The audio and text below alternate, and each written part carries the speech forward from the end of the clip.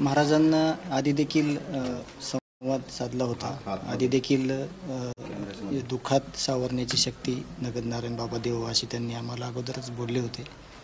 आणि आत्ता त्यांचं नियोजित कार्यक्रम असल्यामुळे ते इथं थांबले नाहीत. त्यांना असंच बोलणं झालं की ते अजून 1-2-3 दिवसात म्हणले मी तिकडे येणार आहे. जरी बोलणं झालं असेल तरी मी तिथं तुम्हाला भेटायला येत आहे. नगद नारायण बाबांच्या समाधीचं सगळ्यांनी दर्शन घेतलं. आणि या दुःखातून जे देशमुख कुटुंबियावर दुःख आहे, या दुःखात जो सगळेजण उभे आहेत, न्यायाच्या भूमिकेत सगळे आहेत. त्यांचं पाठबळ असंच आम्हाला न्याय मिळेपर्यंत नव्हे तर पुढं पण राहिलं पाहिजे असं मी माझ्या मनात बोललो. आणि इथं आल्यानंतर सगळे लोक इथं आले आणि जे आमच्या न्यायासाठी सगळ्यांनी जे मागितलेलं आहे, आम्ही न्याय मागत राहू, न्याय मिळवून घेऊ आणि त्याच भूमिकेत कायम राहू. म्हणजे खरं तर मागच्या 55 दिवसापासून आम्ही बघतो की न्याय मागण्यासाठी रस्त्यावरची लढाई बघितली, आम्ही न्यायालयीन पातळीवरची लढाई बघितली, पोलीस पातळीवरची लढाई बघितली. मात्र आता आज दोन्ही गडाकडे जाऊन तुम्ही परत तीच मागणी करताय की आम्हाला नाही? खरं तर तुम्हाला सांगतो, आमचं कुटुंबीय जे दुःखात एवढे आहे की आम्ही न्यायाची बाजू सोडून आत्तापर्यंत इकडं तिकडं कुठं गेलोच नाहीत.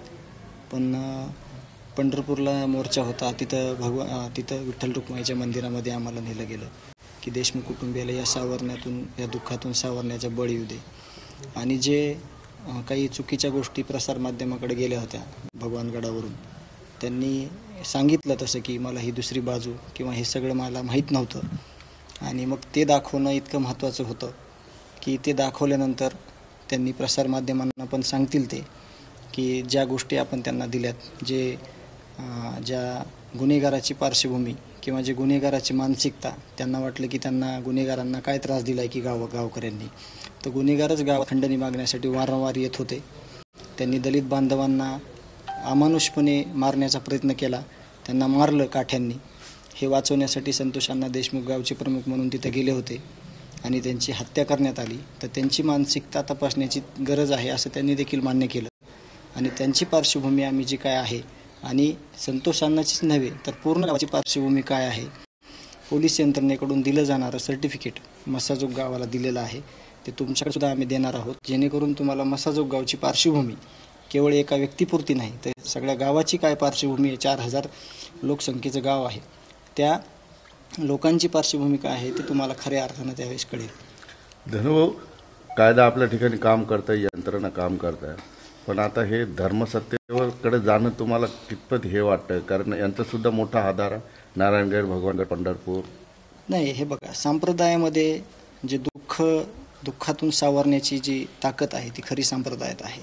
संप्रदायातले आचार विचार, जे पुराणातल्या सगळ्या गोष्टी आहेत, जे साधू संत होऊन गेले, त्यांना किती यातना भोगावं लागलेल्या आहेत, यातून ह्याचे जे प्रत्यय आहेत पुढं ते या महंताकडून आपण घेणं आणि ते रुजवणं, यातून आपलं दुःख कुठंतरी बाजूला सारून पुढं यायचं कसं, हे संप्रदायातूनच होऊ शकतं.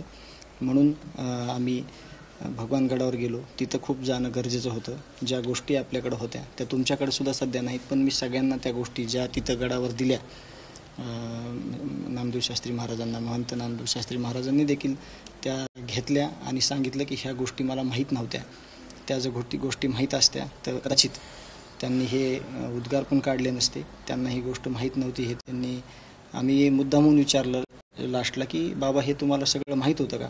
ते म्हणले मला ह्याच्यातली एकही गोष्ट माहीत नव्हती. मग ठीक आहे म्हणलं, आम्ही हे सगळं दिलं आहे, तर यापुढं हे जे गुन्हेगार आहेत यांची कोणी बाजू घ्यायला गेलं तर तो खरा जातीवादी ठरल असं आम्ही त्यांना सगळं बोललो. त्यांना देखील आम्हाला सांगितलं आणि आम्ही तिथून आलो, परत नारायणगडावर आलो, दर्शन घेतलं, बाबांशी बोलणं झालं. बाबांनी पहिले देखील सांगितलं, बोलले होते, सांत्वन केलं होतं. आता ते 1-2 दिवसामध्ये मसाजोगला येणार आहेत असं त्यांनी मला फोनवर बोलले. ओके.